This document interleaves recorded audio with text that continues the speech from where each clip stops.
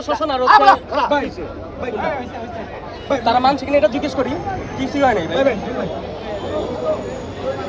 প্রশাসন বা ইউনো যে প্রতিশ্রুতি দিল আপনারা সেগুলো মেনেছেন কিনা আপনারা দাবিটা? শোনেন, প্রশাসনের সাথে প্রশাসন বলে গেছে আগস্ট মাসে টেন্ডার তো কি হবে, ওনার এই ল্যাস লাগানোর কথা আবার বলছে। এই ল্যাস লাগানোর কথা আমরা দায়িত্বশীল পর্যায়ে থেকে আমাদের কল দেওয়া হয়েছে। আমরা বলছি আগস্ট মাসের 31 তারিখের মধ্যে সমাধান করতে। যদি ওনারা সমাধান করতে না পারে তাহলে আমরা এখানে রোড আসবো। ওনারা বলছে এটা 5 কোটি টাকার ব্যাপার একটা ইয়ার, ওনারা আমাদের বলছে এটা ওনারা আগস্ট মাসে টেন্ডার শেষ করে সেপ্টেম্বর মাসের মধ্যে ওনারা শেষ করবে। এখন আমাদের কথা, আমরা ওনাদের সেপ্টেম্বর মাসে যে পর্যন্ত শেষ না হবে আমরা টাইম দিলাম, কিন্তু তার আগে একটা মানুষ যদি আহত হয়, এই আহত মানুষের সম্পূর্ণ ড্রাইভার ওনাদের, একটা মানুষের ড্রাইভার। জনভোগান্তির কথা চিন্তা করে, আপনাদের দাবি দাবি তো সবাই মানলো না, জনভোগান্তির কথা চিন্তা করে আমাদের এই কর্মসূচি এখানে প্রত্যাহার করছি।